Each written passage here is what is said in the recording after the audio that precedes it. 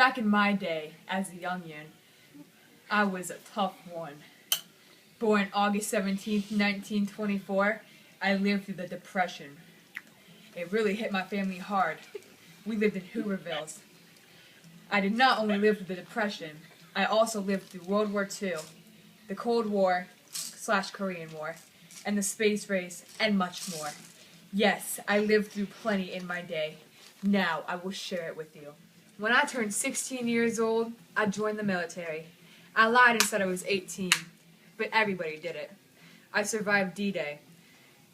That was when the U.S. invaded the beaches of Normandy, France. Anyways, the Cold War was a very scary period. The U.S. and the Soviet Union had a lot of tension.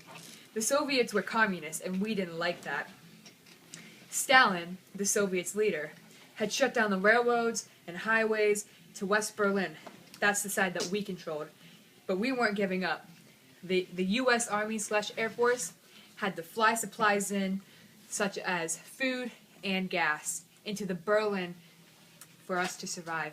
It was called the Berlin Airlift. Help, we need supplies. When we entered the Korean War in 1950, I went to fight on the front lines. We were fighting against North Korea. China and the Soviets backed North Korea. The United Nations and 18 other countries, including the U.S., backed South Korea. North Korea had become communists. We were trying to contain communism. Since communism was such a problem, the homeland was also facing communist problems. So many people were being accused of being communists. People were actually brought into custody and were tried. Of course, it was rumors I had heard on the battlefield, but when I got back, I found out the rumors were true. Hey, you're about the communists? No, the tried people in the motherland. Why? They're communists. Are they actually communists? No. I woke up one morning listening to the radio, and I heard the most terrifying thing: the hydrogen bomb. The U.S. was thinking about dropping it on North Korea. I didn't know what to think. This was a little war to contain communism, not World War III. The way that the radio man explained it, it just made me terrified.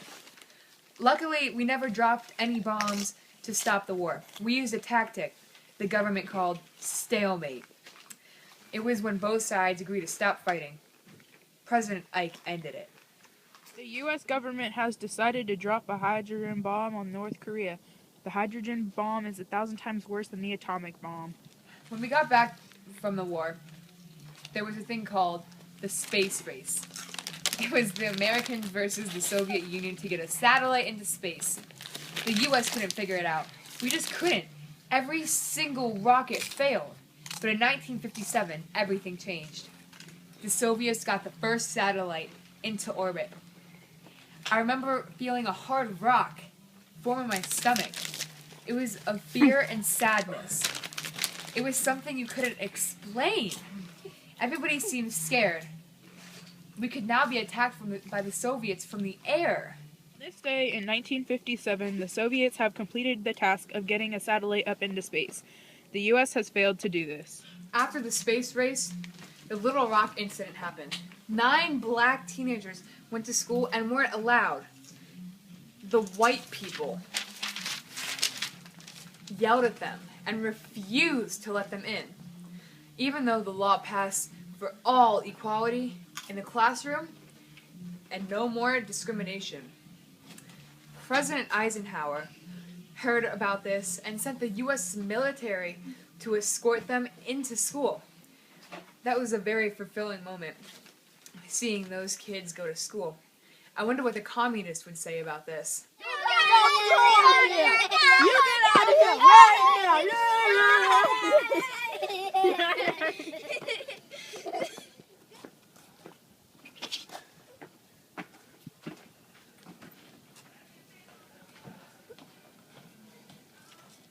That was my first 33 years of life. What's yours? Support the U.S. Army.